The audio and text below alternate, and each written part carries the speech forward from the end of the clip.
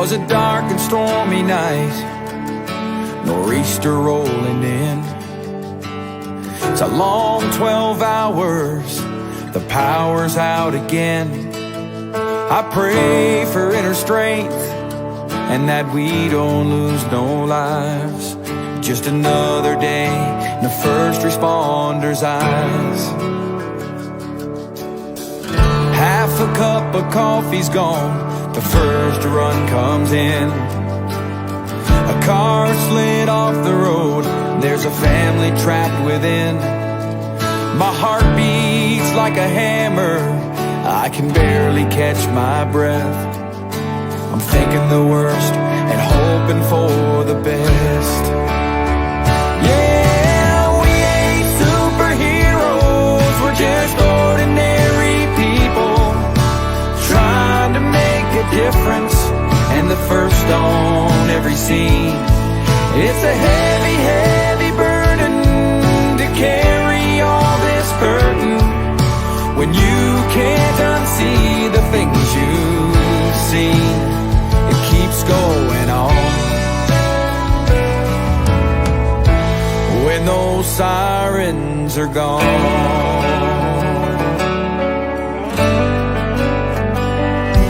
Now my shift is finally over, I gotta deal with what's mine and try to find a way to leave those tragedies behind. So I hug my 2 children, I kiss on my wife. Just another day in a first responder's life.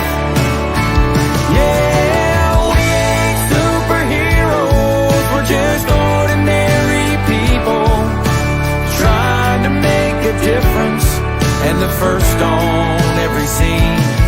It's a heavy, heavy burden to carry all this burden when you can't unsee the things you've seen. It keeps going on. When those sirens are gone.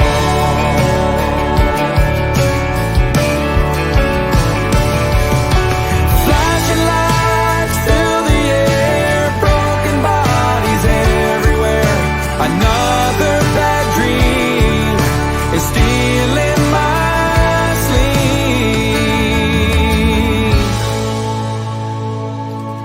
'Cause we ain't superheroes, we're just ordinary people trying to make a difference, and the first on every scene.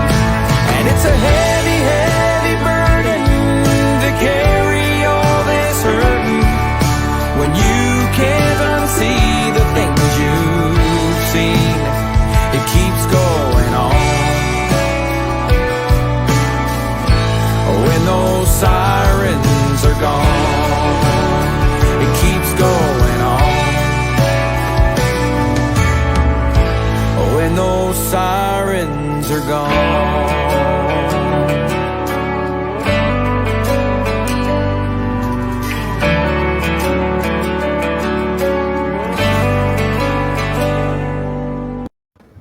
Hey, welcome to the award-winning Mad Radio Show here on Facebook, YouTube, and wherever else you can catch us with me and Sam. Hey, Sam, how you doing? Hey, John, it's been a week. I will tell you what. I tell you, and you know what? We're here for our first responders. This is your First Responder Network. We're here all about healing our heroes, and like you said, Sam, it's been one hell of a week. Yeah, I am still. Well, I mean, look, we're still reeling from the young officer who was killed in Chicago. A lot of organizations are recognizing her and helping the family, her newborn daughter, and really helping people to understand, because it affected officers nationwide. In addition, we're up to 92 suicides. And while you and I and everybody else, you know, we wake up every day and hope that number isn't higher, but it's trending back in that direction. Stress is at an all-time high. I was just big shout out to Dallas Police Department who had me out earlier last week. Also was speaking this morning here in Rockwall County over in Royce City, trying to help the general public understand what it's like to be an officer and be under the stress that we're under, and also talk about, though, the really good things about being in law enforcement and the resources that are available. Because as you and I have discussed numerous times on the show, getting help is not cookie cutter. What worked for me didn't necessarily work for you. Everybody's different, and really breaking the mold of health therapy, which is, the title of the show tonight, and looking to recreational therapy to heal. Oh yeah. Yep. And yeah, it is. I got to participate. I announced on the show, I think a couple of weeks back, that I'm now on the board of Heroes on the Water. And yes. It's such a blessing. I believe things happen for a reason. And tonight we're going to be able to highlight a very personal stories from a police officer and why he got involved in Heroes on the Water and the dramatic impact that it has on healing. And then we're going to talk about Heroes on the Water as an organization. So it's really quite cool. A big thing, and you just said it, when we're all under stress and, recreational therapy, but, it brings me back to not only the video that we played in the beginning from that Canadian firefighter, and he sings that song, it's so powerful. It brings me back to Savannah Solis's speech to reevaluate your why. At this time, a lot of officers, we see a lot are retiring, early retirements, or just leaving the job for other professions because of the amount of stress that happens. And, if anybody hears my voice, listen to Savannah's speech, and it really rejuvenates why you took your job, why you became a police officer in the first place. Don't let these politicians, don't let some of the, all the rhetoric distract you on what your mission in life is and what your job is, because, reevaluate your why. You're there for a reason. You're there to make a difference. You're there for your heart and being that way. So, I was thinking about that a lot today, and I'm like, man, it sucked when I retired, but you know what? It would suck even more if I was almost forced to retire. You know what I'm saying? I do. That would weigh real heavy on me. I'm smiling because while you weren't with me this morning and you weren't with me at DPD, the number one thing that I talked about was connecting with your why. Oh, really? Yes. And we're wearing different colored t-shirts tonight, yes. but we have that, connection up in the sky, because you didn't know that's what I was talking about. And I will say that connecting with your why, it will change. It will fluctuate. DPD does a great job. Every recruit class has a motto. And so that's their why. And so it's encouraging them to write it down, posting it all over your office, keeping it on your person, in your car. So when things go awry, when you're kind of by yourself and you let your mind wander and it's not to good things, you can grab that piece of paper, remind yourself. Yep. And as you and I also spoke about when we go through the first responders timeline and talk about getting up to retirement, how salty we are.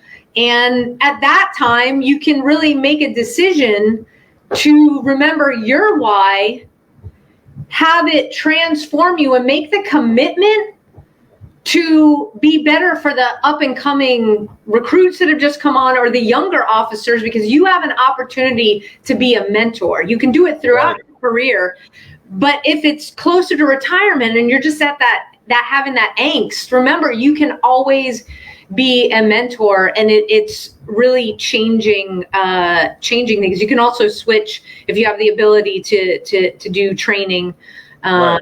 with the officers. And well, the big thing too is always remember, like when you raised your right hand, and and you swore that oath, right? Probably one of the most proudest days in your life, right? When you were able to swear that oath after the academy, get my creds. Get your creds, right? You know what? Every 900,000 officers in the country today all took that same oath. They raised their right hand after the academy. We can't forget why we took that oath. We can't forget that joyous feeling why we became law enforcement officers or first responders, or no matter what field you are in making a difference and helping people. Bring yourself back to that moment of raising your right hand and think about it. And believe it or not, it'll make you feel a little bit better about your job today. Yeah, absolutely. And just to let you know, the live stream comments are open. And I got to tell you, right off the bat, we've got tons of people. I mean, just absolutely commenting right now. I want to bring on our guests because a lot of comments are about them from the preview. They know. Yeah, nothing's about me and you. Nothing's about me and you. Except it's not about us ever. But I appreciate the congratulations messages. So what I'd like to do is, we just talked about how you can become a mentor. And so one of our guests has been a police officer for almost 20 years. He started his career as a volunteer firefighter in New York, and he has completely transformed, I would say, the way that he looks at staying in the police department, but that healing and mindfulness aspect that must be a part of it. He is now he's a department training officer in his small department, Bethel, Connecticut. I am going to bring Lieutenant Mike Libertini on. How are you? Good. How are you?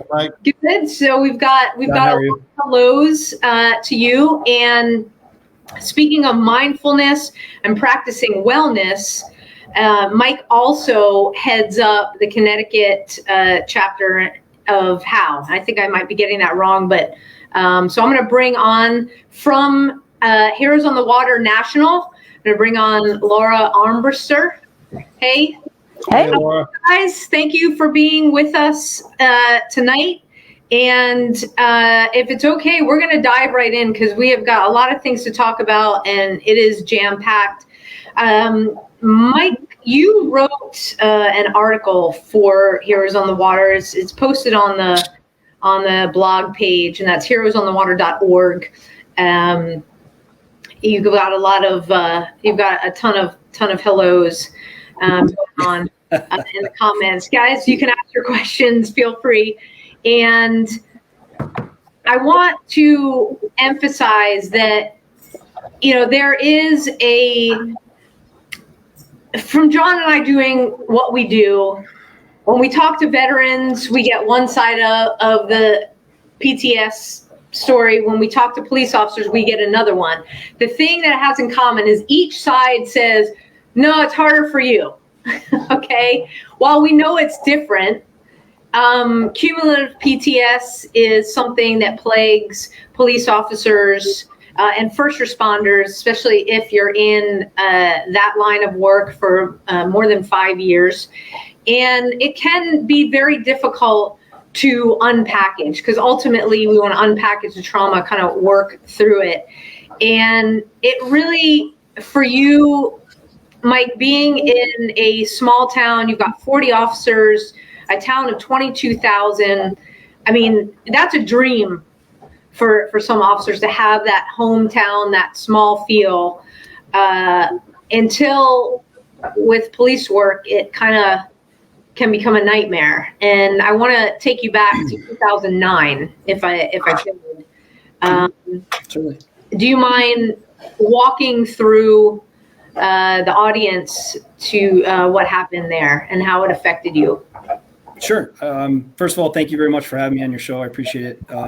It's good to be here and representing not only my agency in a sense, but also Heroes on the Water. So Yeah, back in 2009, I was a fairly newly promoted sergeant. I had been sergeant for about 2 years, and I had a shift working with me on a kind of dreary October Saturday in New England. And it kind of started the day before, which was interesting.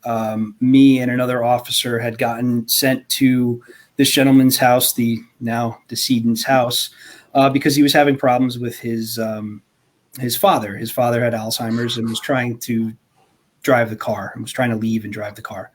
So he had asked us to come over and, pretty much talk to his father, take the keys away, make sure that he didn't drive. Easy enough. We go there, have a conversation with him. The father was fine with it. We took the keys away and tried to direct them to call his healthcare provider to set up an appointment. So we did that. But as I was leaving, I had a conversation with the now decedent, and he was telling me how much trouble he was having at home and that his wife was going to leave him and all that kind of back and forth. And I thought it was kind of odd. His behavior was a little off. He seemed a little agitated and kind of pacing around, but left it at that. I said to him, hey, listen, if you need anything, call us, whatever you need. So we left. So the next morning I show up for work, and in the lobby is his wife saying that he had just threatened to kill her and then kill himself. She was able to talk her way out of the house and came right down to the police department and reported it. So she's in our interview room. We're trying to get some initial information from her. And now me and two other officers, that was all that was working that day. It was three of us. We're on our way down to the house because he was reported to now talking about killing himself. And and the wife did tell us that he was armed with a gun. So we get down there, get out of my patrol car, and we start walking towards the house and quickly realize that there's somebody in the woods behind the house. So that obviously got our attention, and we approached the wooded area. There was absolutely no cover. There was no concealment between where he was and us. There was a small, I hate to use the term because you guys are in Texas, but grassy knoll, if you will. So he was on the other side of it, and it was like kind of a swampy area. So, and it looked like he was on the phone. So we approached, identified ourselves, got into a conversation with him. To this day, that conversation lasted 13 minutes. And, both of you have firearms experience. You try holding up your sidearm for 13 minutes while it's pointed at somebody for 13 minutes and tell me what your arms feel like. But that was that conversation. What kind was up and down. He had remembered me from the previous day, but he had warned us that if we came any closer, he was going to take what was in his pocket, and he patted his pocket out. He was going to shoot us and then himself. So we're trying to close distance on him a little bit, still talking to him. We eventually got close enough where I was able to, I had a rookie police officer with me. He was only out of the academy for a couple of weeks. Out of field training for a couple of weeks. He was just assigned to the shift. So I had him, I told him, I said, listen, keep your gun out. I'm going to try to tase him. And I took the taser out, got within 24 feet of him, and fired the taser. The probe, he was wearing a maybe 3/4 length jacket. Probe hit his back. The other one went right between his legs. So it didn't make contact. And people who don't understand the taser, you have to have at least 2 points of contact. There was only one. The other one went into the ground. So there's no effect. He doesn't feel anything. But he heard it, and he knows that it was coming his way. So now he's getting upset, and he's starting to turn towards us. And what I forgot to mention before that was he had hung up the phone with his wife, and then he had called her back, and she was on the line while all this was going on. He had now dropped the phone, but she was still listening. She was in our interview room, and she was still listening to what was going on. So it was very quickly thereafter. I didn't even reholster the taser. I just dropped it. I took my firearm out, and I told the rookie guy who was with me, you try to tase him. So he did the same thing. Same thing happened, no effect. And now he's reaching into his pocket, he's pulling out the gun, and he's turning towards us. I, to this day, still think that he fired a round. The state police said that the gun was not operable when they did their forensics on it. But I still, to this day, not only heard it, but like saw it fire. And that was that. I fired, and he immediately fell to the ground, and we started, life-saving measures. But it was the wound that he suffered was there was no coming back from that. So, it was a lot of things happened after that, and it's funny if you've never been in a lethal use of force like that. I didn't know what to expect. Like I thought I'd go home afterwards, and there'd be like news trucks outside my house trying to talk to me and interview me. That never happened. But I had just gotten married. I literally got back from my honeymoon. I had just gotten married, and my wife, then we were living in a condo. She had decorated the condo for Halloween. So there was like bloody handprints on the glass in front, and skeletons, and it was. So the first thing I thought, I called her. I told her what happened. I said, "You got to take that stuff off the window," because I just thought like the news trucks are going to show up and be like, "Look at this murderous man," and all his stuff outside his house. So, but that didn't happen. But, Mike, let me ask you a question. Yes, sir. And Sam brought a good point up. You have 3 officers. You have 4. You're from a 40 officer department. Yeah. Only 22,000 on the population, but that just goes to show that things can go really bad anywhere. When we look at big departments like New York City or Detroit or Chicago or something like that, a department as such as your size, things can go bad. So, did things you have sideways quick? Did you have anything in place? Because you said you went home, okay? Afterwards, yes. Yep. Right. Did you guys have anything in place back in 2009 to help you deal with what you just went through? Or was it like, all right, your shift's over, go home? So interesting fact. The chief, who was chief of police at the time, has since retired, and we have a new chief now.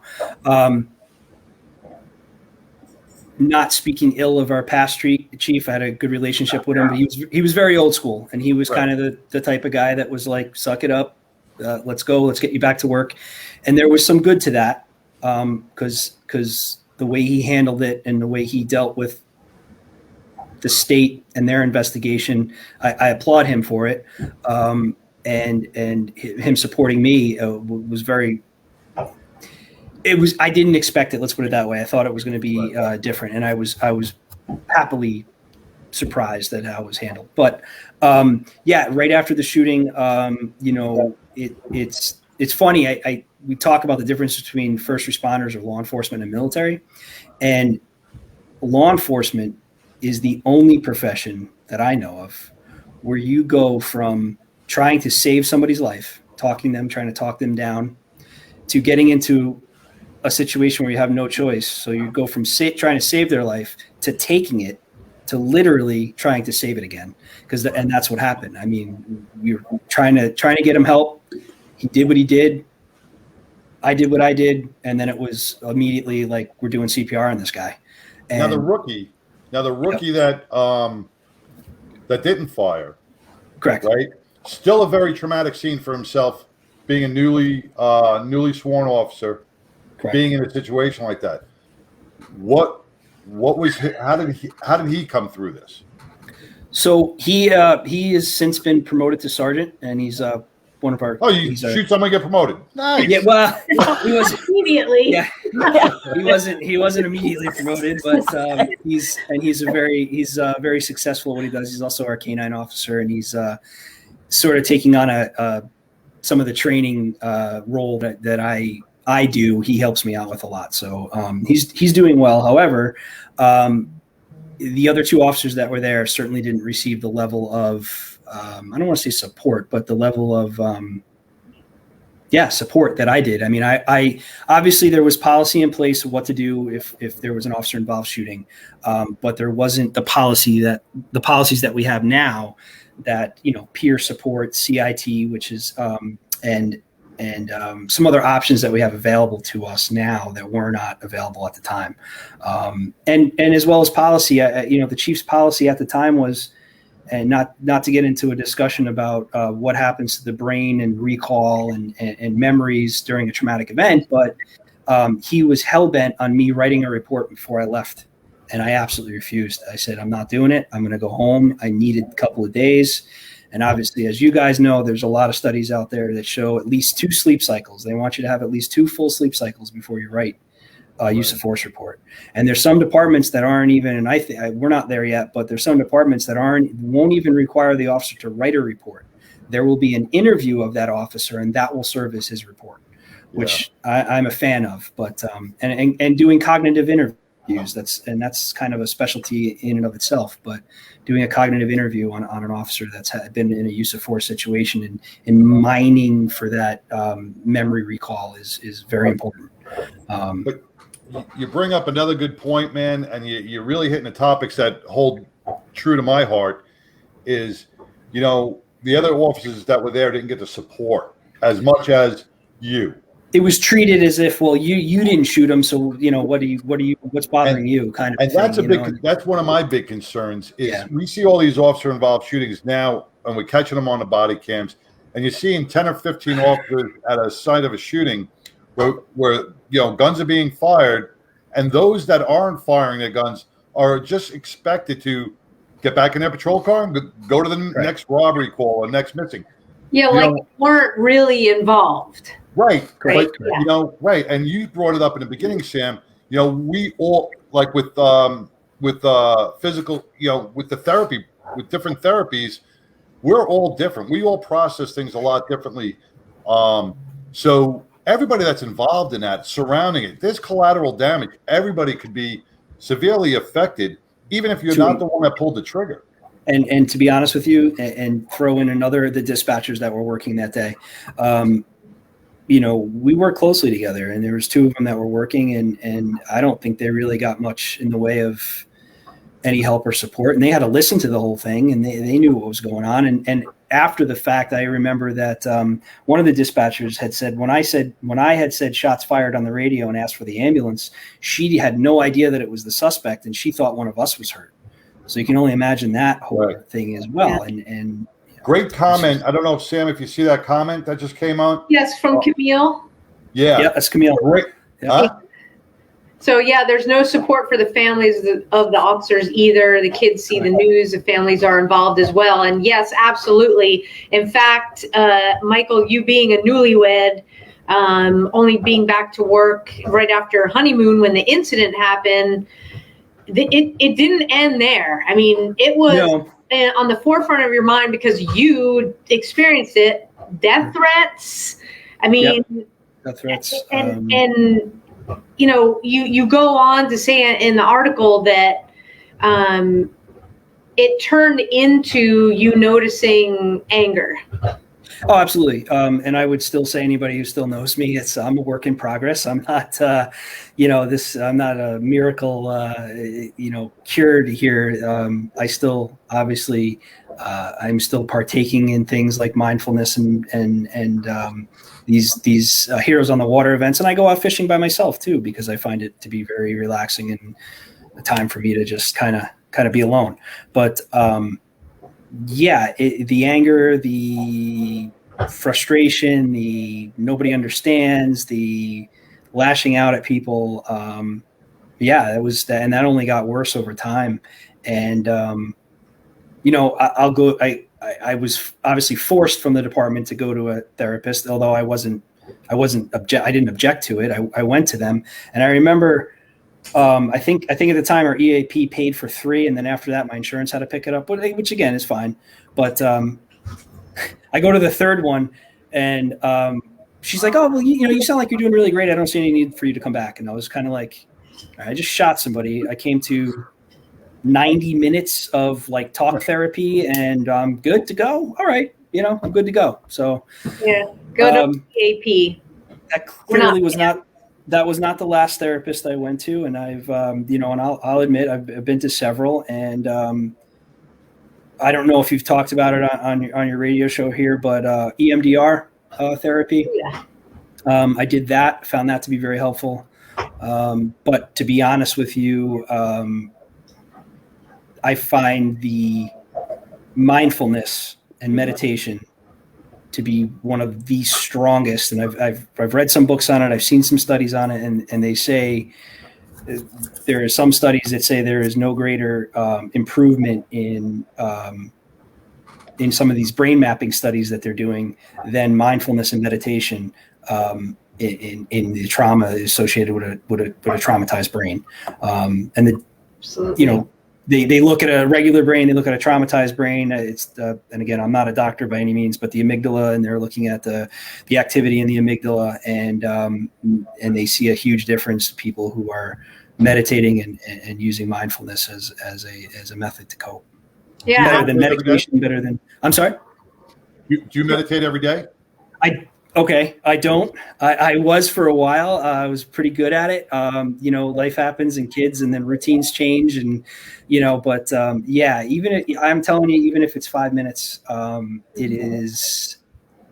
it's funny because the reaction. I have actually had a class here to teach some of my officers how to meditate, because a lot of them, you get some responses sometime, and they're like, "Well, I'm Catholic."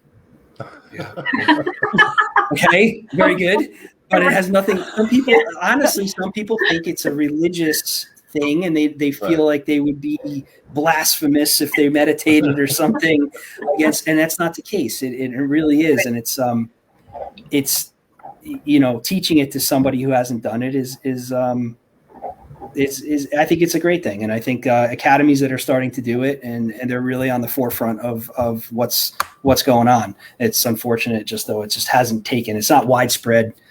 But right. It's gaining momentum, and I think the mindfulness is something that is hugely valuable. I know after EMDR, the journey's never done, right? So always learning. I have my practice that I do in the mornings, and I know John was learned a lot with what he experienced out in Utah at Chateau, and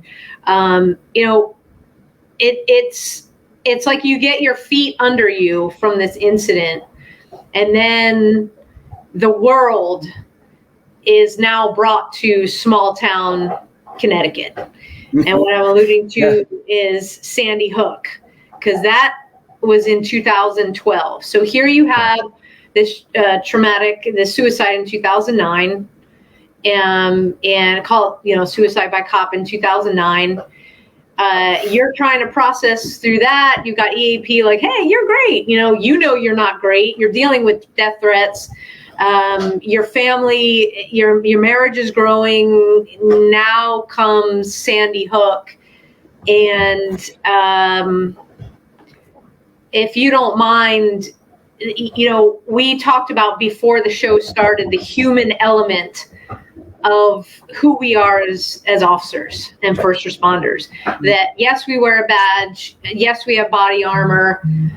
Underneath that, we have heart. We all bleed red, same color, and we are exposed to things that leave a lasting impression. And you said that it wasn't Sandy Hook in like the actual incident. It is something that you had to do at the scene. Yeah, there's a couple of things that your mind goes to, and I could tell you three of them. So obviously that day, we border Sandy Hook. We're jurisdiction over. So obviously, pretty much almost everybody that was working that day on my shift when it happened, I was a supervisor on the day shift. We went over there.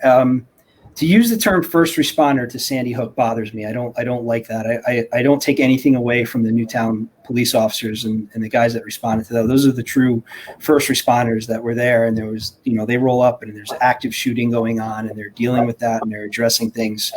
Take nothing away from them. I was there within a half hour of it happening. I remember showing up, and there was absolutely nowhere to park. There was cars everywhere. There's parents leaving their cars in the middle of the street. There's Sandy Hook Elementary School at the time. There's a road that goes down in front of it, and then there's like an access way, if you will, to get to the actual school that runs alongside the volunteer fire department that's right there. Bunch of police vehicles. I was walking down there, and I at the time I was very active with our SWAT team, with our ESU team, and we did multi-jurisdictional things. And I saw guys from other SWAT teams and stuff like that from around the area, and just the look on their faces. I'll never forget some of the looks on some of their faces, and you knew they had just come out of the school, and you just knew it was bad. And speaking with a colleague of mine who I went to the academy with, who was a first responder there that day. You could just see it. And I immediately took my shift, and we started taking calls for Newtown instead of, there really was nothing for us to do at the scene. Everything was over. It was done with. So we started taking calls because obviously the Newtown Police Department was decimated. So we started taking just routine calls, and I expected Newtown is the second largest town square mileage wise in the state of Connecticut. I expect car accidents, alarms, disturbances, whatever. Nothing, absolutely nothing. And every call we went on, we did go on calls, but every call we went on was related to Sandy Hook. It was, I came home from work and my shed door was open. I think the shooter's in there. It's I heard a noise upstairs. I heard gunshots behind my house. It was all related to that. And we had another call at a nearby school that a teacher had heard something. So that prompted a huge response there. And just before I had left to go take my shift to start taking calls, we had gone into the fire department because they were using the fire department sort of as a meeting area, if you will. And I remember walking into this room, and it was like one of those things when you walk into a place and you're not supposed to be there. You're kind of like, I'm in the wrong place. I walked in, and there was just a bunch of parents, and they're all visibly upset, obviously. And the guy standing at the front, I believe he was a state trooper, he said, he yelled to my chief. He goes, "Chief, I think who you're looking for is the other room. This is the room for the parents who haven't been reunited with their kids yet." And it was like, oh my God, your head goes down. You turn around and walk out, and you're like, these people are about to find out the worst thing that they will ever hear in their entire life. And I remember that. I remember the faces of the guys when I was walking up there. And then at one of the calls I was at, I had a guy come up to me, and he said, "Hi, I am the grandfather. My granddaughter goes to this school. Could you tell me where the parents who haven't been reunited with their kids yet are meeting?" And I sat there, and I'm looking at this guy, and I had to I must have stuttered and stammered. I'm giving this guy directions to go somewhere to find out, again, the worst news of his entire life, because I knew what he didn't know, and that was that his granddaughter was dead. And it was terrible. I'll never forget that. I'll never forget the guy's face, and There's no way you could ever prepare for something like that. There's no way that anybody can mentally prepare for that. So, I mean, that's probably one of the hardest things that you've ever had to do. And, my heart goes out to you, Mike. Like you said, it's not always about the blood and guts. No. It's about the notifications. It's about the knowing and just not being able to say anything at that point. Right. I couldn't tell him anything. You want to give the guy a hug. It's like, Yeah. I don't want to send you there. I wanted to give him the wrong directions. I don't, it's like, it was just, yeah. And later on, obviously after, the media and the news, and they started releasing the pictures of the kids that were killed, I knew right away who it was, because it was obvious. But it sucked. So, and the whole world was watching this, and you guys as a department, you personally, you knew that your mental and emotional health, I mean, you really needed to care for yourself. And fast forward a little bit, you didn't really know about fishing and kayaking and how they go together, and you happened to be somewhere and saw information about Heroes on the Water, and you called a buddy. You said, "Hey, let's do this." You went to an event, and yes. So I actually ordered.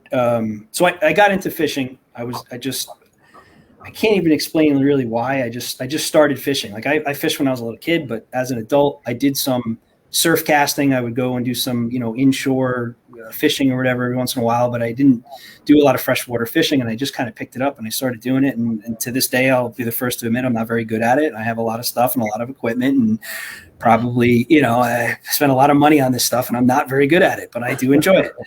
So anyway, yes, I ordered some stuff. I ordered some lures or something, and from some online store, and in it was a card that advertised Heroes on the Water. And I said, "Oh, look at this!" And I kind of looked into it, and I had discussed it with a friend of mine about starting a chapter. And actually, I think he's on here somewhere. I'm sure he's listening.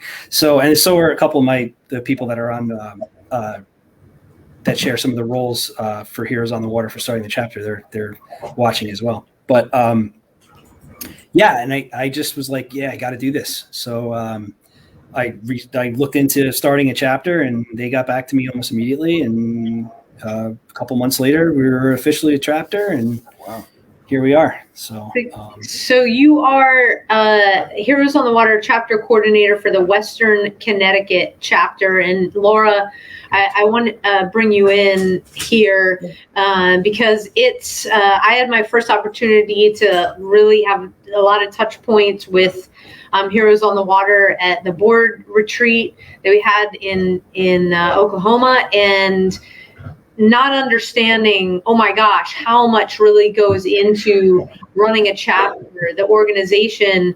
But as Mike continued to participate and run the chapter, he understands the healing, the focus that it takes to set all your gear up and everything. And I won't rub it in, Mike, that I actually caught 2 fish, but I've never catch fish. I've never freshwater fished and borrowed a kayak, borrowed I just was like, okay, let's just cast and see what happens.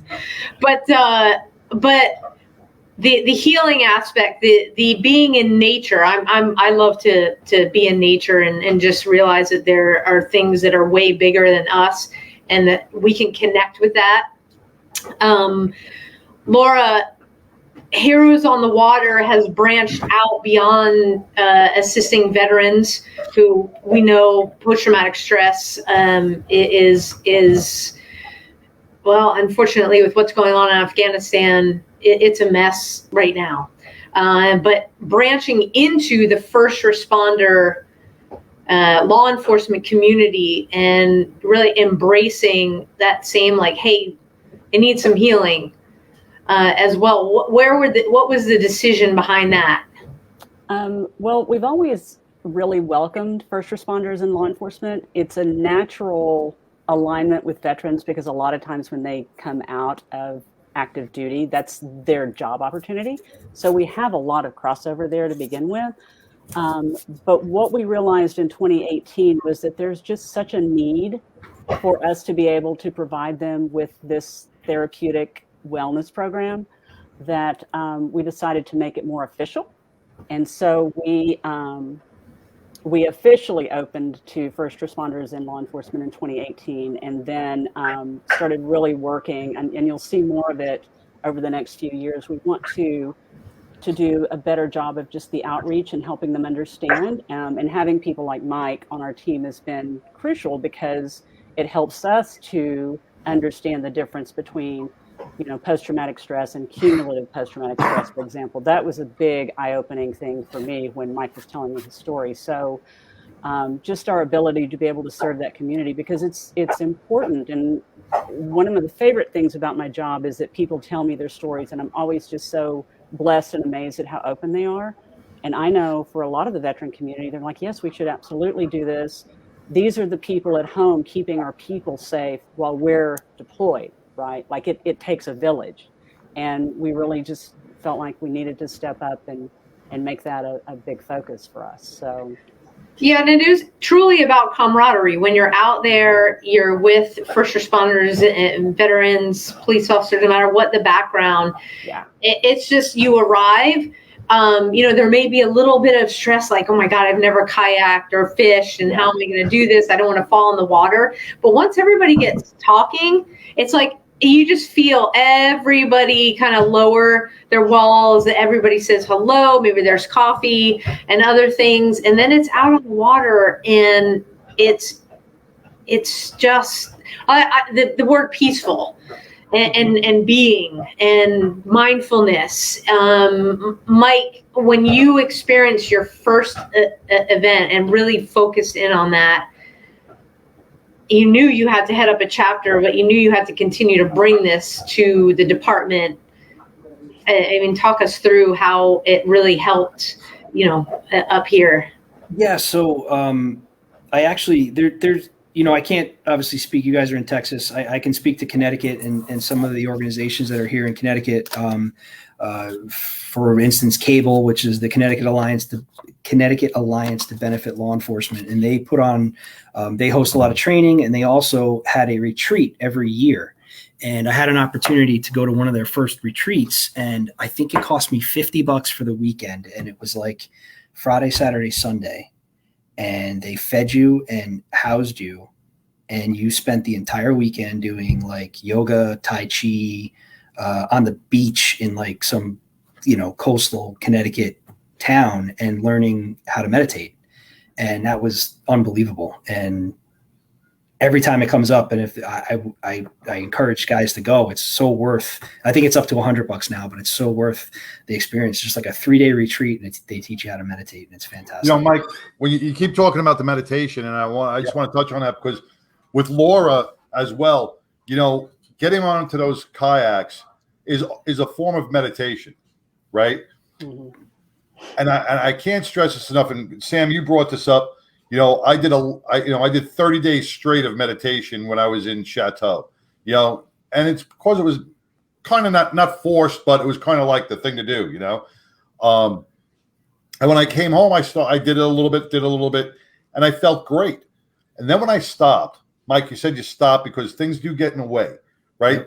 Don't you feel, since you stopped, like, I know my anger, my frustration levels start rising up when you stop doing that meditation, and I'm glad you said that, Mike, because, now I know tomorrow morning, guess what? I'm going to get up and I'm going to meditate, because, it really, you need that support network. Like with Heroes on the Water, you need that connection, those people to keep pushing you, because life does get in the way. And sometimes we forget about our own mental health. We forget about our own well-being. So we need the Lauras out there to go, come on, let's go. Yeah. Let's get out on that canoe, and do something.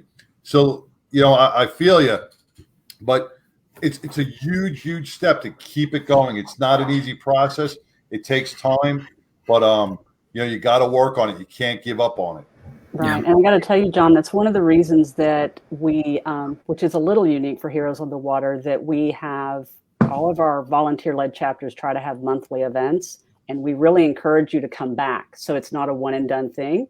We want you to come back over and over and over, because, to your point, the more you do it, really, it starts to lock in that wellness and that really help along that journey.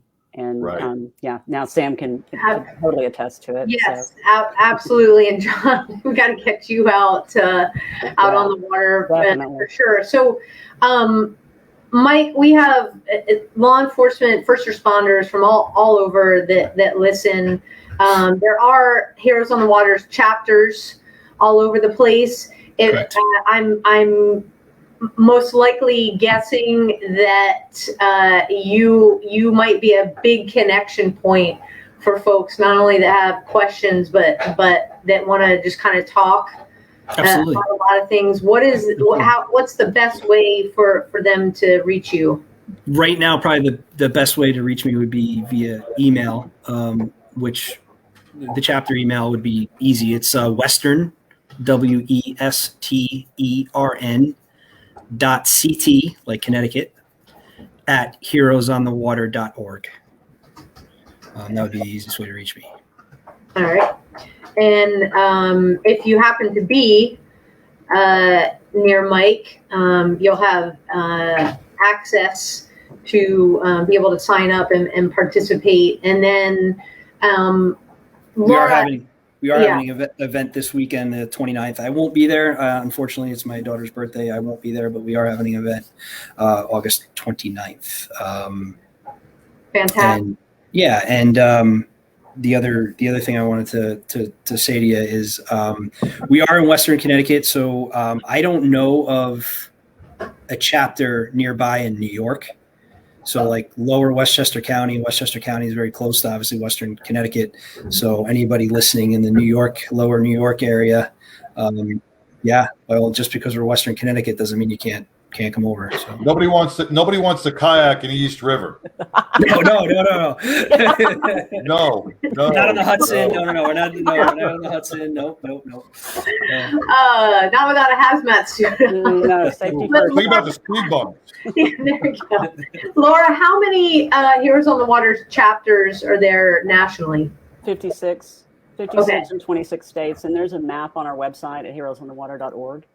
And you can also email info@heroesonthewater.org and just ask us. We're always onboarding new chapters and looking for volunteers that want to start one in an area that maybe we just don't have one or is a little underserved. So definitely reach out if that's of interest. We'd love to talk to you.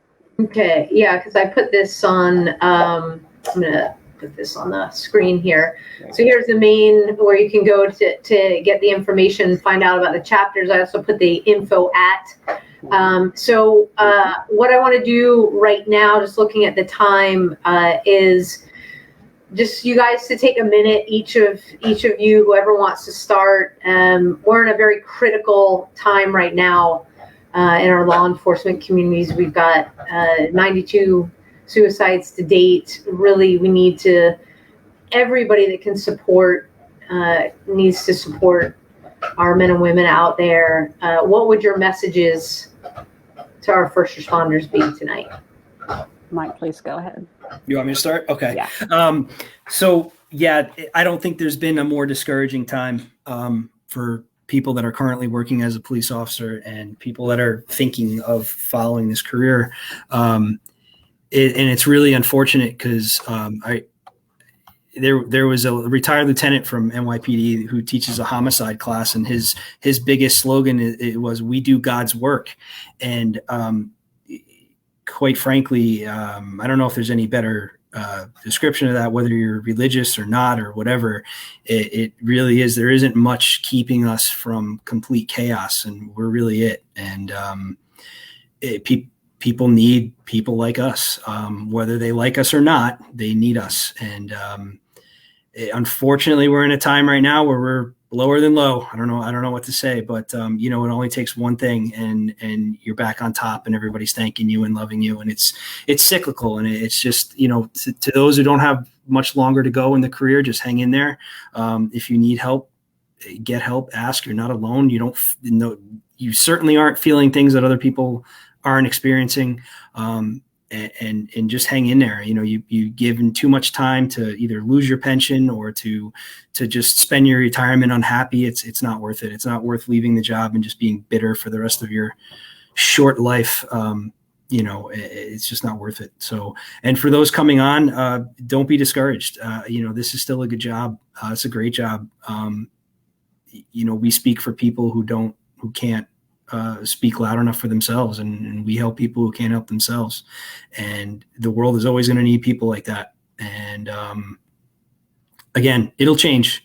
Everything's cyclical. It'll come back. It'll come back. We're just in a bad spot right now. That's all. Yep. So hang in there. Beautifully said, Mike. Well said. And so from our perspective, we're here for you, right? I mean, that's just the thing. You're not alone. And I know Sam, you and John do a lot for this community. And Heroes on the Water is just one of many opportunities. And we just want people to know that to echo what Mike said, you're not alone. And this is an opportunity for you to come and decompress and unwind and sort of undo some of the things that you're feeling, especially right now. So we're here. And definitely reach out to heroesonthewater.org and check us out. And, if we'll do our very best to help you in any way we can, because it's important and we want to support that community in every way. And if you're a kayak fisherman, sign up for the Jim Dolan tournament. That's right. Right. And if you do currently kayak fish and you're hearing this, sign up for the tournament. It's fun. So it's the Jim Dolan tournament. Mm-hmm. Yeah, so he was our founder. We lost him way too soon a couple of years ago. So we do a memorial tournament as a fundraiser in his honor. It's nationwide, saltwater and freshwater. It's virtual.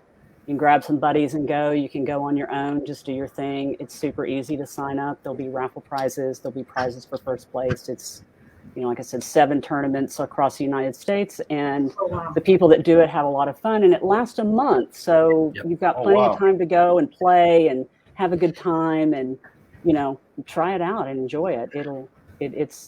Yeah, what do they call it? CPR?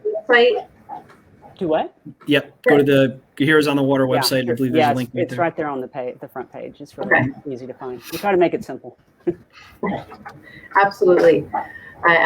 We're all first responders. We need things very simple. Yes. Look, I'm not, and I need things very simple, so it's all good. Yeah, I get it. Very simple. All right. Well, thank you guys so much for your time, and for Mike for being vulnerable and open and really letting everybody in to not only be with you with the pain that still lasts from these incidents, but also be with you on your healing journey and the role that you've taken with Heroes on the Water. And just, when we started talking about the smile on your face said it all. Keep up the fantastic work. Please stay safe out there. Laura, I will see you in 2 days. Yep. And I just thank you to Heroes on the Water for what you guys do. You completely opened my eyes to a brand new level of healing, of mindfulness, and that there's always more work to be done and always more experiences to be had along our healing journey. So we will be in touch soon, and thank you so much for joining us tonight. Thank you guys. Thank you, Sam. Appreciate it. Thank you so much. All right. Take care. Take care. Thanks. Wow. Powerful. Incredible. Powerful stuff. I really connected with Mike on so many different levels. When in the beginning, when he was talking about, and I think he didn't even say it on air. I think he said it as we came off air. Before we got on air, was about how much sharing his story helps him heal. And that is so true in first responders.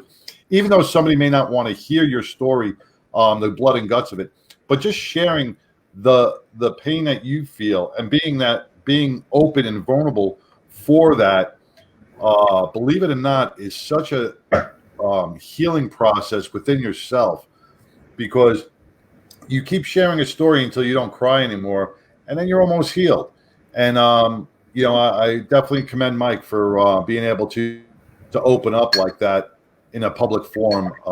It takes a strong person and leadership to be able to do that. Absolutely. And the fact that he's able to share with the men and women that he works with and beyond, in law enforcement, it's important. And that's what it's all about. That's why we do what we do with the Badge of Honor. So happy to say that Heroes on the Water have been a partner of ours for a long time now, basically since we started in 2019, and we're going to continue that and hopefully group some of these workshops and getting people out on the water together. And it's just so, with everything that's going on, it's so incredible to have the ability to have these organizations that first take the time to understand our brains, what our jobs, what we go through, but second, to craft their programming around the number one thing, which is always healing. The camaraderie and the healing. Let me bring something up about Heroes on the Water too, which is very, some people are out there going, well, you know what? I was injured on a job and I can't do it, or you lost limbs, or you're in a wheelchair. Okay. Come on out, because we've had a Fort Worth cop here who was critically injured. She was shot in the neck about 20 years ago. She's been paralyzed from the neck down. Lisa Ramsey went out with Heroes on the Water, and she went out and she kayaked. They will help you. So no matter what your disability is, they will accommodate you. So don't feel that you have to sit home because of an injury. Heroes on the Water will accommodate your injury. They will help you out. They'll make you feel like yourself again. Absolutely. That was important to say. And you know, whether you're choosing to join us through Facebook each week, we've got a YouTube channel. If you wouldn't mind, jump on over to YouTube and follow us over there, and vice versa. If you're following us on YouTube, jump on over to our Facebook, which is at Mad Radio. You can just type it in the search, Mad Radio in the search, and follow us there. We post a lot different things during the week, workshops, partnerships, everything like that. We so appreciate your support, tuning in week after week, to everybody, to all first responders here, fighting the good fight here at home to keep us safe.